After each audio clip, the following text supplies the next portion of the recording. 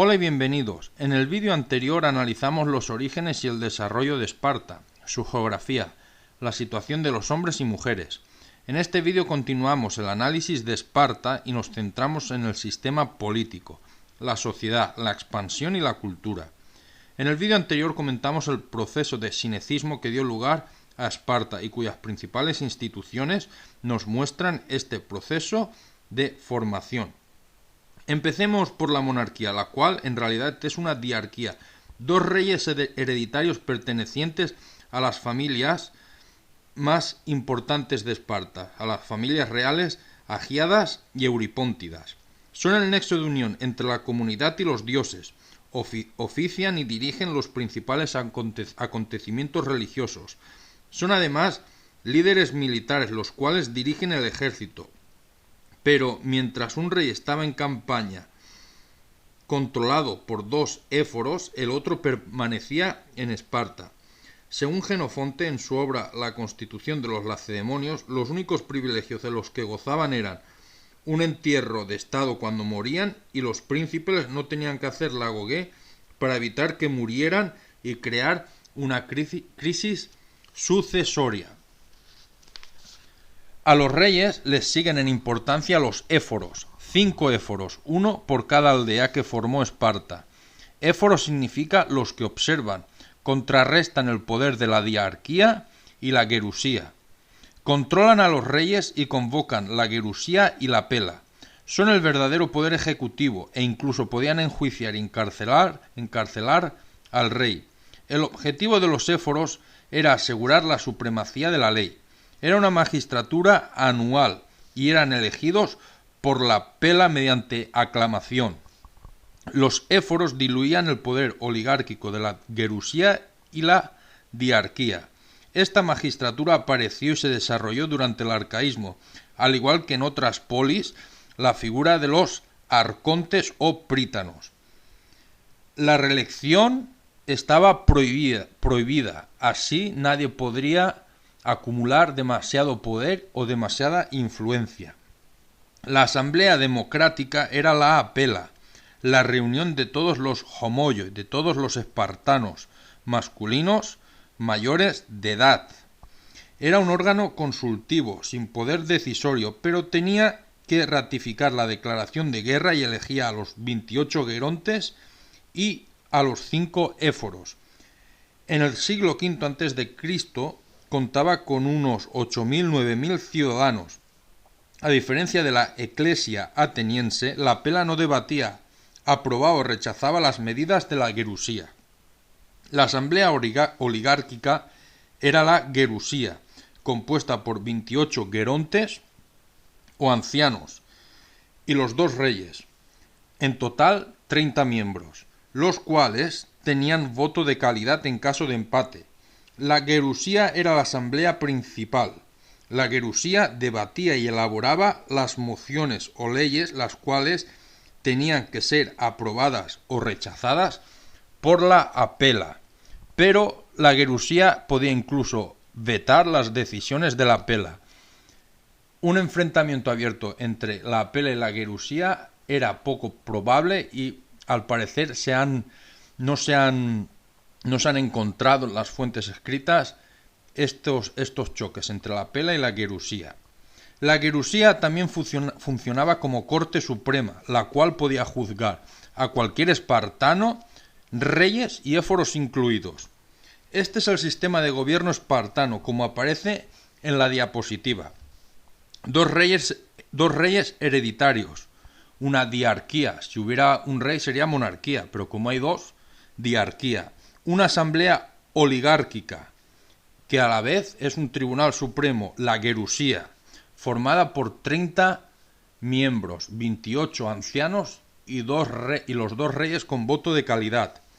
La asamblea democrática es la reunión de todos los homoioi, de todos los espartanos mayor de edad, y un poder ejecutivo colegiado, 5 éforos, los cuales son elegidos por aclamación por los homoioi, por la apela, cuyo poder era superior a los reyes. Platón incluso habla de tiranía, así que podemos decir que era una tiranía colegiada. Como vemos, es un sistema mixto, no es oligárquico dictatorial del todo, pero tampoco es 100% democrático. Nuestra principal fuente es Jenofonte y su obra llamada La Constitución de los Lacedemonios. Hay historiadores, hay debates, hay filólogos que consideran la obra La Constitución de los Lacedemonios como obra de Pseudo-Jenofonte, que no fue escrita por él. Os lo advierto porque podéis encontrar los dos nombres. Jenofonte, para aquellos que afirman rotundamente que fue Jenofonte quien escribió esta obra, y otros utilizan, los que no están seguros del todo, utilizan el nombre de Pseudo-Jenofonte, el falso Jenofonte. Pseudo en griego significa falso. Pero más allá de este debate, Jenofonte fue un aristócrata y mercenario ateniense, filoespartano, que participó en la expedición de los 10.000 en Persia e incluso fue consejero o una persona muy próxima al rey Agesilao II. Es el texto más completo que se conserva respecto al sistema político espartano. Sigamos analizando Esparta. Aquí vemos las clases sociales. Ya hemos hablado de los homoioi y de los ilotas, así que nos quedan un par de clases más. Algunos de los habitantes conquistados de Laconia no se convirtieron en esclavos y se les permitió vivir en comunidades autogobernadas. Son los llamados periecos, que la palabra significa aquellos que viven alrededor o simplemente vecinos. Estos periekoi pagaban impuestos y servían en el ejército, tenían propiedades y libertad personal.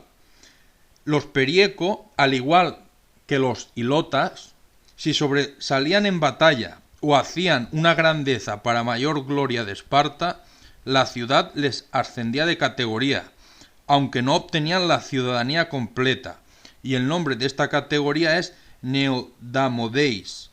Es una figura oscura que poco se conoce en estos momentos.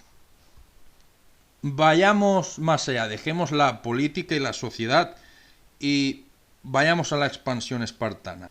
En el vídeo anterior vimos cómo Esparta controló la mitad sur del Peloponeso, derrotando y conquistando a Mesenia. Pero durante el siglo VI a.C., Esparta consigue controlar todo el Peloponeso, mediante la fundación de la Liga del Peloponeso, que incluía Corinto y Megara, pero no Argos, la cual fue la gran rival de Esparta durante el arcaísmo. Y la Liga del Peloponeso estaba bajo el liderazgo de Esparta. Con esta liga, Esparta controló casi todo el Peloponeso, menos Argos y Acaya. Las polis que se unieron a la Liga del Peloponeso permanecían autónomas, no pagaban tributos, pero aportaban contingentes militares. A cambio, los espartanos ponían a disposición de sus aliados su potencia militar para defenderse solo de enemigos externos. Guerras o conflictos entre polis que formaban la Liga del Peloponeso, ahí no se intervenía. Tenían que ser enemigos exteriores de la Liga del Peloponeso. Esparta llegó a intervenir políticamente en Atenas a través de la Liga del Peloponeso. En griego, liga se conoce como simmaquia, y una simmaquia es un tratado o alianza defensiva y ofensiva. Y al final pasó como pasa en todas estas organizaciones internacionales. La potencia militar acaba controlando el consejo. La Liga del Peloponeso tenía un consejo, pero Esparta, como era la más poderosa y la más influyente, acabó controlando la liga. Dejemos la expansión territorial de un lado y vayamos adelante. Hablemos de la cultura ahora. Durante el clasicismo griego siempre se consideró que Esparta gozó y produjo poca cultura. Esto es matizable. Sí que es cierto que después de la Segunda Guerra Mesenia, Esparta se espartiza, priorizando el militarismo. Pero durante el arcaísmo, Esparta produce literatura de calidad. cerámica orientalizante, como podéis ver en esta diapositiva de la colección del Museo Británico, y además disfruta de conocidas celebraciones religiosas, al igual que el resto de las polis griegas. En el siglo VII destacan los poetas Alcmán y Tirteo. Alcmán fue un poeta considerado el inventor de la poesía mélica. Es célebre por sus partenos, obras destinadas a ser ejecutadas por un coro de jovencitas durante rituales iniciáticos, en los cuales se organizaba la juventud espartana. Las niñas recibían el conocimiento y la formación que les permitiría ser madres y espartanas. Si os acordáis de la Gogué, con los chicos, pues aquí pasa, a través de los poemas de Alcmán podemos entrever lo que pasaba. Por lo que se deduce de los poemas, las relaciones homoeróticas entre maestras y alumnas entre ellas eran bastante comunes. Hablemos ahora de Tirteo, el otro gran poeta espartano. En este caso la temática es militarista. Sus poemas son un himno marcial de disciplina y devoción hacia el estado espartano. La generación de Tirteo es la generación que vive durante la Segunda Guerra Mesenia. Os he dejado parte de un poema de Tirteo para que os hagáis una idea. Tirteo en su obra urge a los espartanos a permanecer leales al Estado y les recuerda que la Constitución es una Constitución dada por el mismísimo Apolo. Y esta Constitución requiere la cooperación entre reyes, ancianos y el pueblo. Busca inspirar a los espartanos en la batalla, celebrando el ejemplo de la primera guerra mesenia, cuando el rey Teopompo capturó Mesenia. Además, dio ejemplos prácticos de cómo usar armas, armaduras y las tácticas que se debían emplear. Los griegos, especialmente los atenienses, dudaban de la espartanidad de estos poetas. Se decía de Alcmán que era un esclavo proveniente de Sardis y de Tirteo que era un maestro ateniense cojo y poco brillante.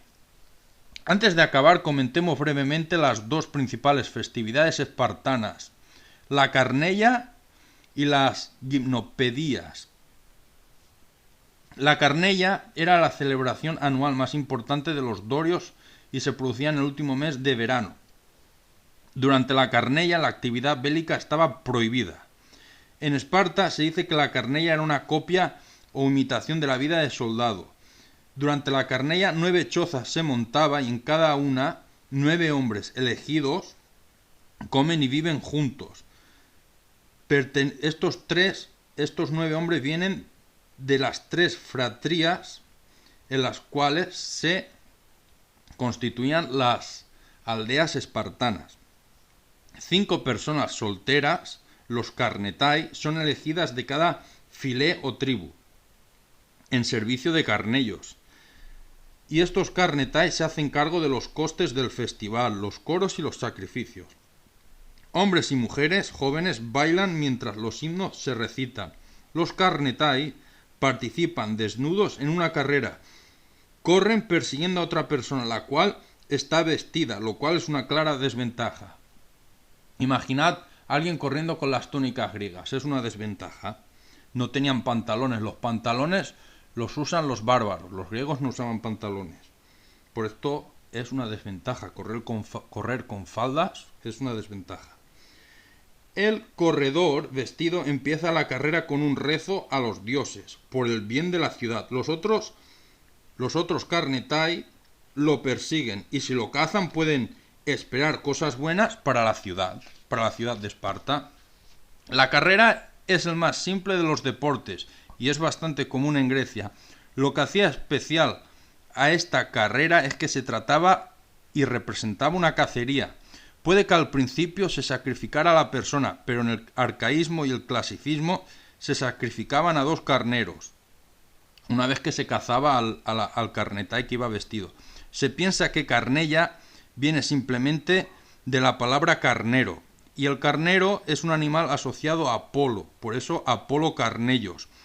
También se piensa que es un festival predorio, el cual fue asociado a Apolo por los dorios, que invadieron el Peloponeso. Y hay una leyenda precisamente que trata de esto. Una historia relaciona la Carneia con los Heráclidas. Los Heráclidas, cuando invadieron el Peloponeso, conocieron a Carnos, o Carnos, un adivino, el cual fue asesinado por Hipotas, el jinete. Para limpiar el crimen y calmar a los dioses, los cuales trajeron plagas y desastres al ejército, la Carneia se instituyó. Y por último, las gimnopedias, un festival en el que unos chicos desnudos, luchan en una zona de humedales. Unos chicos representan a Hércules y los otros representan a Licurgo. Es una lucha sin armas, es un pugilato. El equipo que gana es el que tira a sus oponentes al agua. Os quisiera recordar que la agoge y la cripteia, de las cuales ya hemos hablado, son consideradas ritos iniciáticos y religiosos también. En el siguiente vídeo empezaremos a hablar de Atenas. Gracias por escucharme y hasta luego.